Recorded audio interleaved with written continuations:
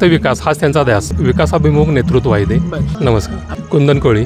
आमच्या मनातला आमदार एकच, माननीय श्री अमल महाडिक. कारण ते एक चांगलं नेतृत्व आहे.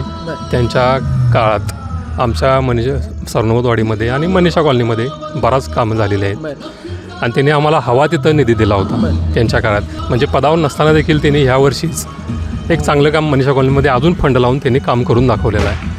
आणि थोडक्यात काय की एक विकासाभिमुख नेतृत्व आहे ते.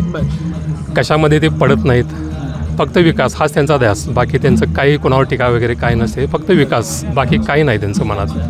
हे महत्त्वाचं आहे. आणि लोकांनी पण, जनतेनं पण सध्या फक्त विकासावर भर देऊन मतदान केलं पाहिजे. कोणाचं ह्याचं त्याचं ऐकून कुठल्याही फेक नॅरेटिव्हला बळी न पडता एक विकास हेच डोक्यात ठेवून मतदान झालं पाहिजे आणि तसं केलं पाहिजे जनतेनं.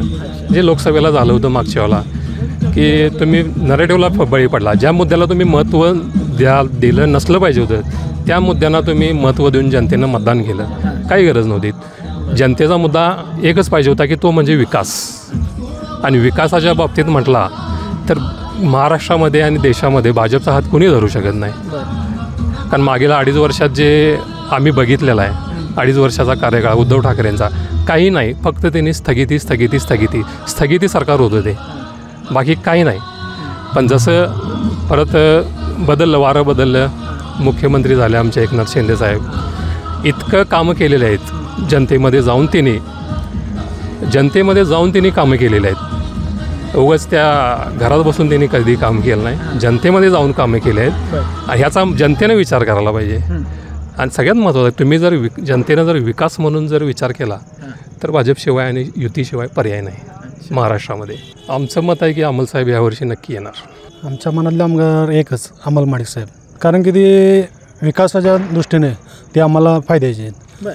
त्यामुळे ते आम्हाला अमल महाडिक साहेब हे आपल्या दक्षिणमध्ये पाहिजे. हो, 5 वर्षात नव्हती तरीसुद्धा त्यांनी ते आमच्या गावाला आपल्याला निधी पुरवठा केलेला आहे. जर सत्ता नसताना जर निधी पुरवू शकतो तर आमदार असताना तर भरपूर निधी देऊ शकतात. आणि गेल्या 5 वर्षामध्ये आम्हाला भरपूर निधी दिलेला आहे ग्रामपंचायत. त्यामुळे आम्हाला अमल महाडिकच आमदार पाहिजे.